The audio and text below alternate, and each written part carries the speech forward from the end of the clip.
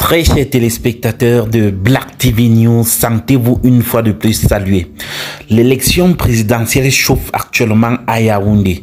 Voilà donc Atanganji a perdu le sommeil. En réalité, Paul Tchouta a fait cette vidéo cette nuit du 22 juin 2025 pour montrer comment sur le site officiel du MINAT, le nom de Anissé Ekane était encore présent en tant que l'unique responsable de Manidem. Puisque dès ce matin, nous avons vu un faux document datant de 2022 qui faisait croire que c'est plutôt Dieudonné Yebga qui était le président de Manidem. Vraiment, même la honte doit avoir certaines limites. Là n'est pas le problème. Nous allons tout d'abord vous laisser suivre entièrement la vidéo de Paul Tchouta qui démontre comment nous sommes le 22 juillet et c'est Anissé Ekane qui est reconnu par les services du MINAT comme l'unique responsable du parti Manidem. Donc ce qui sort bien après, ce n'est que du faux. Nous connaissons bien que le régime en place doit essayer de tout manigancer pour éliminer Maurice Kamto. Mais c'est net, le peuple doit rester juste éveillé. Et rester éveillé, c'est s'abonner à Black TV News. Suivons la vidéo de Paul Tchouta. Alors, nous sommes mardi le 22 juillet 2025, exactement minuit 40 minutes, c'est-à-dire 40 minutes après la fermeture des bureaux de l'ECAM, servant pour l'occasion de la réception des candidatures. On a donc décidé, à cause de la polémique qui a cours sur le terrain politique ces dernières heures, chercher à savoir qui est réellement le président du Manidem. Alors, le MINAT étant la tutelle des partis politiques, nous allons dans le site officiel du ministère de l'administration territoriale du Cameroun.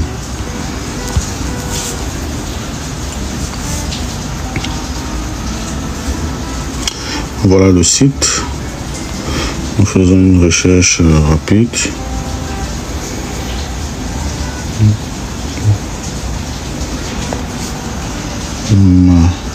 Manidem.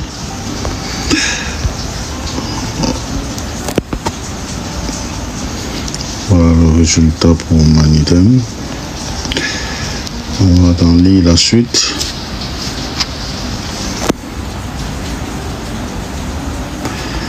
Alors, on a le Rassemblement démocratique du peuple camerounais, l'acte de légalisation. C'est le 1er septembre 1966, le sigle RDPC, siège à Yaoundé, adresse. Responsable, le président Paul Biya, secrétaire général Jean Koueté, trésorier Timiouna Gilbert. Les observations, la région du centre, année de création 1990. Alors cherchons rapidement les informations pour le Manidem. Voilà. Le Manidem, la dénomination, c'est le Mouvement africain pour la nouvelle indépendance et la démocratie. L'acte de légalisation, c'est la décision numéro 54/D/MINAT du 3 mars 95, le sigle Manidem, siège à Douala.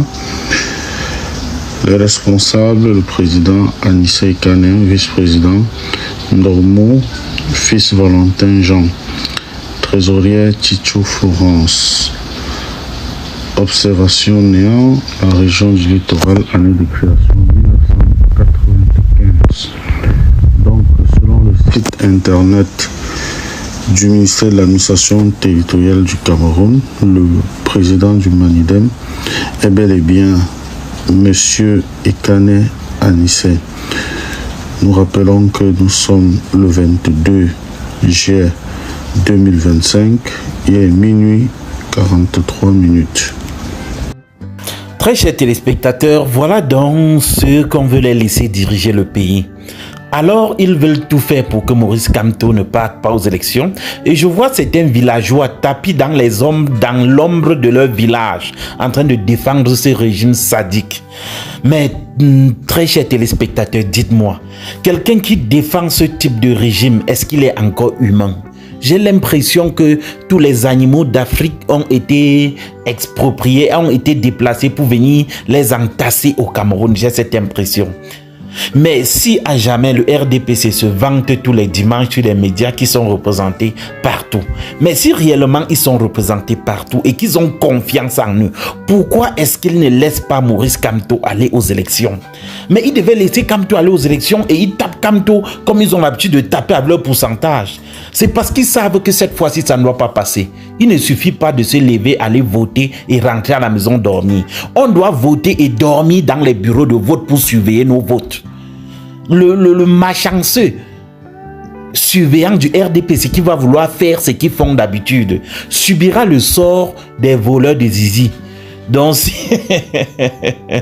si vous connaissez le sort qu'on réserve au Cameroun à ceux qui volent les zizi, sachez que tous les surveillants du RDPC là qui pensent qu'ils vont faire ce qu'ils font d'habitude subira exactement le sort des voleurs de zizi.